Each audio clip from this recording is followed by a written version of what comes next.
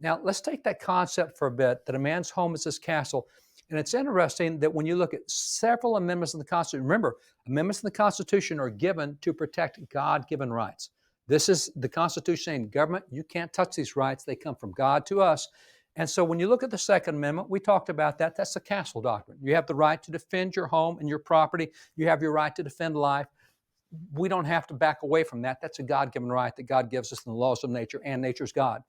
So that's a man's house is a castle. But let's go to the Third Amendment for a minute, because the Third Amendment seems a little unusual. It deals with the quartering of British troops in private homes.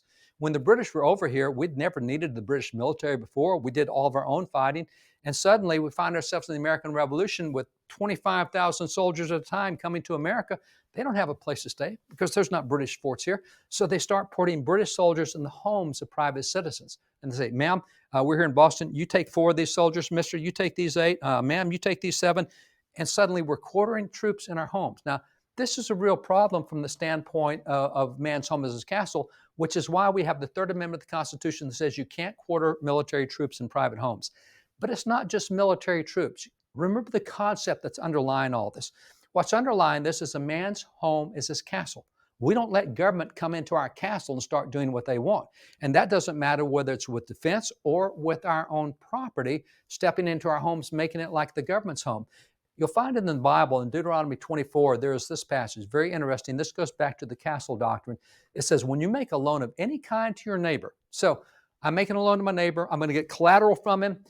Do not go into that man's house to get what was offered to you as a pledge. In other words, don't go collecting the collateral by going into his house. Stay outside his house and let the neighbor to whom you are making the loan bring the pledge out to you. I don't even get to go into my neighbor's house to pick up collateral that he's putting down on a loan. I stay outside his house and he brings it to me. Why is that? Because a man's house is his castle. This is a biblical teaching. That's why over the castle, the parents are in charge of the children, not the government's in charge of children. The parents are, because it's our castle.